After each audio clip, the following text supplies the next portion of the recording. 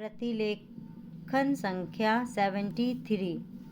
महोदय, आज इस समारोह में सम्मिलित होकर मुझे बड़ी प्रसन्नता हो रही है। जब से मैं आपके नगर में पहुंचा हूं, आपने जिस प्रेम और उत्साह के साथ मेरा स्वागत किया है, उसके लिए मैं आपको धन्यवाद देता हूँ। मैं जानता हूँ कि यह स्वागत किसी व्यक्ति विशेष के लिए नहीं, बल्कि यह देश के प्रति आपके प्रेम का प्रमाण है। पैरा। भारतवर्ष जब से स्वतंत्र हुआ है, उसके सामने बड़ी बड़ी कठिनाइयाँ रही हैं, परंतु ईश्वर की दया से हम एक एक कठिनाई को हल करते गए हैं और आज कहा जा सकता है कि अब हमें प्रगति के लिए प्रशस्त मार्ग मिल गया है। यदि हम चाहें और देश के लिए आपस में मिलजुल कर साहस तथा उत्साह के साथ काम करें, तो संसार में ऐसी कोई चीज़ नहीं जो इस देश के लिए दुर्लभ हो। इसलिए एक ऐसे दिन का मनाना जिस दिन देश की उन्नति के लिए एक बहुत बड़ा कदम उठाया गया था, स्वाभाविक ही है।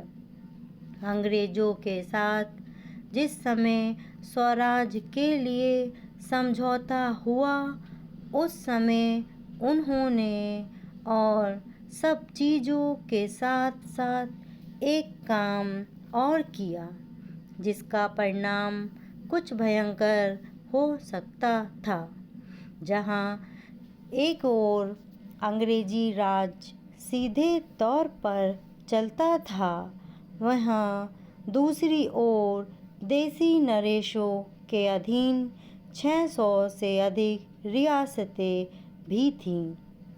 ब्रिटिश सरकार ने जाते समय यह घोषणा कर दी कि ये सभी रियासतें अपने को उन सभी शर्तों और बंधनों से मुक्त समझें जो उन्होंने ब्रिटिश सरकार के साथ किए थे, और प्रत्येक का अधिकार है कि वह चाहे तो हिंदुस्तान के साथ अथवा पाकिस्तान के साथ मिल जाए या अपने को स्वतंत्र रखे।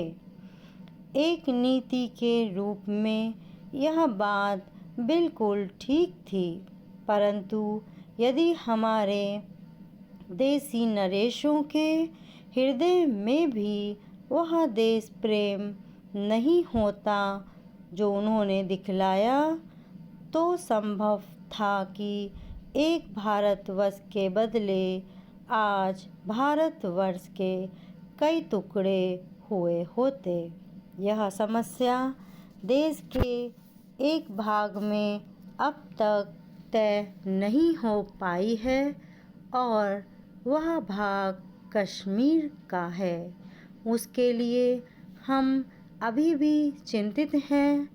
देसी नरेशों के देश प्रेम, उनकी दूरदर्शिता और समय को पहचान कर उसके अनुसार अपने को ढाल लेने की उनकी शक्ति के फलस्वरूप ही भारत के दो टुकड़े हो जाने पर भी विशाल भारतवर्ष आज रह गया है।